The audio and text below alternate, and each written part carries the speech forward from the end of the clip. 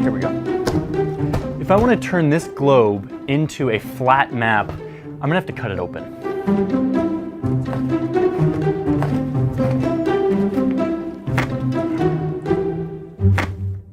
In order to get this globe to look anything close to a rectangle lying flat, I've had to cut it in several places. I've had to stretch it so that the countries are starting to look all wonky. And even still, it's almost impossible to get it to lay flat. And that right there is the eternal dilemma of map makers. The surface of a sphere cannot be represented as a plane without some form of distortion. That was mathematically proved by this guy a long time ago. Since around the 1500s, mathematicians have set about creating algorithms that would translate the globe into something flat. And to do this, they use a process called projection. Popular rectangular maps use a cylindrical projection. Imagine putting a theoretical cylinder over the globe and projecting each of the points of the sphere onto the cylinder surface. Unroll the cylinder and you have a flat rectangular map. But you could also project the globe onto other objects, and the math used by map makers to project the globe will affect the way the map looks once it's all flattened out. And here's the big problem. Every one of these projections comes with trade-offs in shape, distance, direction, and land area. Certain map projections can either be misleading or very helpful depending on what you're using them for. Here's an example. This map is called the Mercator projection. If you're American, you probably studied this map in school. It's also the projection that Google Maps uses. The Mercator projection is popular for a couple of reasons. First, it generally preserves the shape of countries. Brazil on the globe has the same shape as Brazil on the Mercator projection. But the original purpose of the Mercator projection was navigation. It preserves direction, which is a big deal if you're trying to navigate the ocean with only a compass. It was designed so that a line drawn between 2 points on the map would provide the exact angle to follow on a compass to travel between those 2 points. If we go back to the globe, you can see that this line is not the shortest route, but at least it provides a simple, reliable way to navigate across the ocean. Gerardus Mercator, who created the projection in the 16th century, was able to preserve direction by varying the distance between the latitude lines, and also making them straight, creating a grid of right angles.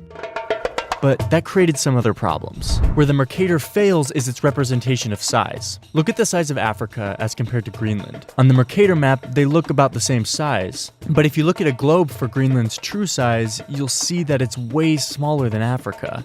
By a factor of 14, in fact. If we put a bunch of dots onto the globe that are all the same size, and then project that onto the Mercator map, we will end up with this. The circles retain their round shape, but are enlarged as they get closer to the poles. One modern critique of this is that the distortion perpetuates imperialist attitude of European domination over the southern hemisphere. The Mercator projection has fostered European imperialist attitudes for centuries and created an ethnic bias against the Third World. Really? So if you want to see a map that more accurately displays land area, you can use the Gall-Peters projection. This is called an equal area map. Look at Greenland and Africa now. The size comparison is accurate, much better than the Mercator. But it's obvious now that the country shapes are totally distorted. Here are those dots again so that we can see how the projection preserves area while totally distorting shape. Something happened in the late 60s that would change the whole purpose of mapping and the way that we think about projections. Satellites orbiting our planet started sending location and navigation data to little receiver units all around the world. Today, orbiting satellites of the Navy Navigation Satellite System provide round-the-clock, ultra-precise position fixes from space to units everywhere in any kind of weather. This global positioning system wiped out the need for paper maps as a means of navigating both the sea and the sky. Map projection choices became less about navigational imperatives and more about aesthetic, design, and presentation. The Mercator projection, that once vital tool of pre-GPS navigation, was shunned by cartographers who now saw it as misleading. But even still, most web mapping tools like Google Maps use the Mercator. This is because the Mercator's ability to preserve shape and angles makes close-up views of cities more accurate. A 90-degree left turn on the map is a 90-degree left turn on the street that you're driving down. The distortion is minimal when you're close up. But on a world map scale, cartographers rarely use the Mercator. Most modern cartographers have settled on a variety of non-rectangular projections that split the difference between distorting either size or shape. In 1998, the National Geographic Society adopted the Winkel triple projection because of its pleasant balance between size and shape accuracy. But the fact remains that there's no right projection. Cartographers and mathematicians have created a huge library of available projections, each with a new perspective on the planet, and each useful for a different task. The best way to see the Earth is to look at a globe.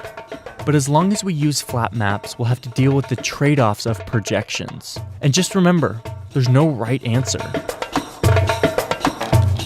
If you yourself want to poke fun at the Mercator projection, you can do so by going to thetruesizeof.com, which is a fun tool that allows you to drag around whatever country you want around the map and see how it is distorted depending on where it is. I also want to say a big thanks to Mike Bostock, whose open source project on map projections was a huge help in this video. I'll put a link for both of those things down in the description.